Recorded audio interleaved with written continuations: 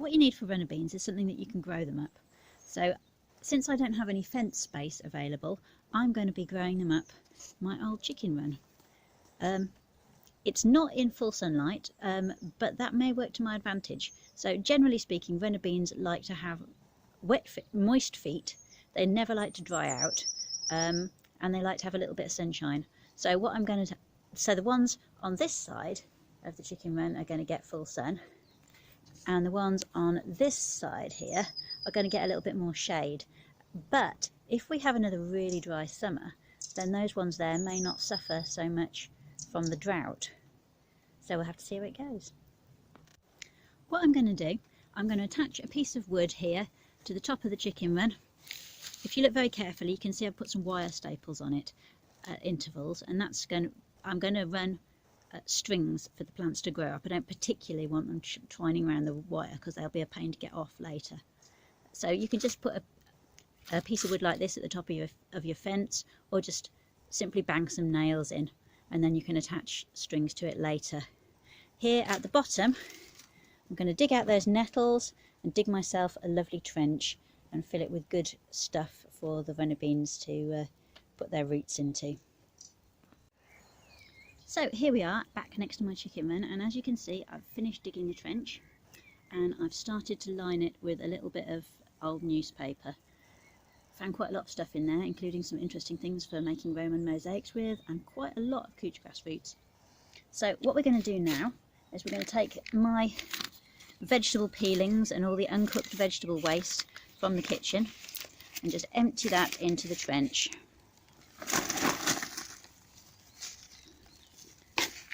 Usually I'd wear gloves to do that, but it's difficult for you to control a mobile phone and film and wear gloves at the same time. So there we are, all spread out nicely along the newspaper. The reason the newspaper is there is to retain water. So what we're aiming to do here is provide the roots of the runner beans with a nice moist environment that also has quite a lot of nutrients from the rotting down vegetables. So they'll get watered quite often. That'll be retained to some extent by the newspaper and also by the organic matter from the rotting down veg. Of course, not everybody is lucky to have a garden. I know some people just have a little yard, and so here we've got a bucket. This one used to hold fat balls for the birds. I've poked a few holes in it with my trusty heated carving fork, and I've lined it with newspaper. Now this is not for water retention. The reason I've lined this one with newspaper is that it's actually a see-through bucket, and roots are not meant to be out in the light. There'll also be a growth of algae on the soils, the external surfaces. So just to prevent that kind of thing, I've just lined it with a bit of newspaper, and that's all ready to put my vegetable peelings in for the runner beans, and then we'll fill it right to the top with some soil. And the same thing with my trench here. Now that the vegetable peelings have gone in, I will cover them up with soil, and that will prevent it from both looking unsightly and attracting pests within my garden.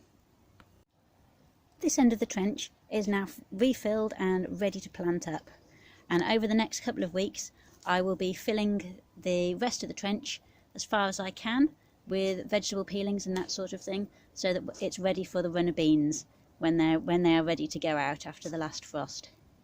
So I think it's time we went into the greenhouse and sowed some seeds. We're in my greenhouse now, ready to plant the runner bean seeds. So I'm planting two different sorts of seeds today. We've got these commercially produced seeds from a variety called Enorma. That's a white flowered runner bean, grows about 6 or 8 feet high. It has well, you can see I paid an awful lot of money for it, and it's a really good kind of seed because it won the Royal Horticultural Society's Award of Garden Merit, which is only given to varieties that have outstanding performance in the garden. Now the second kind of seed that I am going to be planting today is, you can see, quite a considerably different colour. These seeds here are ones I saved myself, so they're from a variety called Scarlet Emperor, which is another favourite garden variety. Beautiful red flowers. These are the Elite seed that I saved last year. So when I was looking which seed I should save, I chose the longest pods that were well filled from really healthy plants. There's no point saving seed off stuff that didn't really grow well. So when I used to work for a market garden in Germany that was breeding its own varieties, they were looking every year, selecting the carrots, picking the ones that had a uniform size, were really healthy, hadn't been attacked by carrot fly, and they even cut a tiny piece out of each carrot to see which ones had the best flavour, so that they could save the best ones to plant again, because carrots flower in their second year.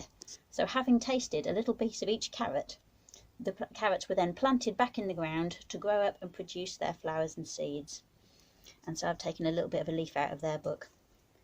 So I'm going to be also planting them into two different sorts of pot. So this is a commercially produced tray. It's a little bit shallow for runner beans, but there you go. It makes up for it with the width. The other one is my salvaged toilet roll holders. I was always very sceptical about toilet roll inners used as plant pots, because with the outer surface being cardboard, it wicks away water from the soil. So I'm going to have to be watering these every blinking day, sometimes maybe even twice, in order to keep them moist enough to grow well. Having said that, when it comes time to transplant them into the soil, they won't have any root disturbance. So we'll have to see how it goes.